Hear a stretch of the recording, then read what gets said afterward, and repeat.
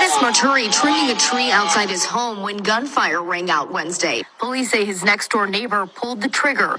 It was a very traumatic moment. Not only shot, but like shot in your neck, and the people are fighting to save your life. That neighbor, John Sawchak, now wanted on multiple charges, including attempted murder. According to the complaint, the defendant has made countless other threats and engaged in almost constant harassment of the victim and his wife. The Hennepin County Attorney's Office seeking an extreme risk protection order, noting the suspect's paranoid personality disorder. We have a suspect who is mentally ill, and now he is known to possess firearms. The police chief says they've been working to arrest him since at least April. He refused to come to the door every time. Officers could not even tell if the person was actually home. And that they're now working around the clock to safely bring him into custody. We are not going to bust the door down, guns blazing, and get into a deadly force situation. That's not going to happen. Hey, hello everybody, this is Lions Den with another news and commentary. So, Davis Maturi out of Minneapolis, Minnesota, all he did was cutting the neighbor's tree limb because the neighbor refused to even cut his tree limb for at least a year, right? So he decided to cut it himself. So John Herbert Sawchak, the white guy, the white supremacist, decided to shoot the brother, right? And before the shooting happened, he has been harassed by the same guy multiple times. Even neighbors try to call the police, and the police ignore the phone calls. Right?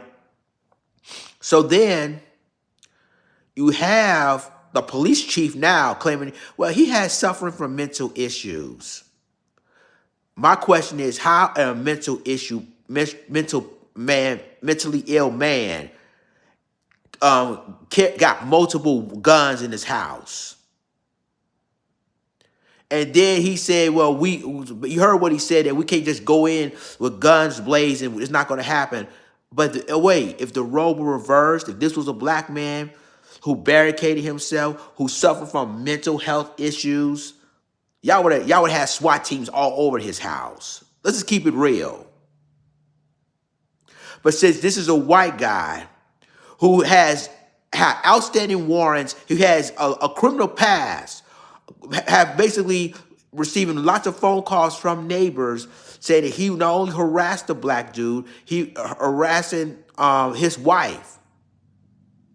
And all the calls wasn't responded. They did not even come out to Sawchak's house.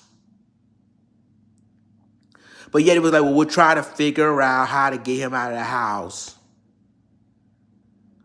This guy is a threat to the neighbors around him. And you're telling me that basically because he had suffered from mental health issues, and he had weapons, guns all over his home, that y'all can't do nothing about this?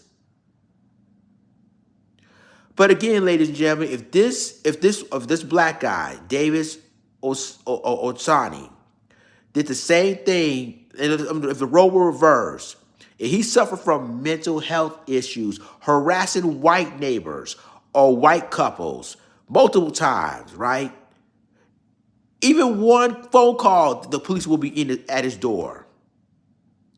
If he shot this neighbor, Minneapolis Police SWAT teams will be all over that house. And they didn't care at first they didn't care he's a black man. Number one. Number two, they don't care he's suffering from mental health issues. They don't care about that because other incidents that a black person was unalive, even though that person has mental health issues. So I don't want to hear no excuses from the police chief saying, well, we can't do nothing because he has mental health issues. We don't want to hear none of that. This guy should have been locked up a long time ago. And if it wasn't for the entire community harassing these police department to get this guy, we wouldn't know what will happen with this brother. Let me know what you think in the comments.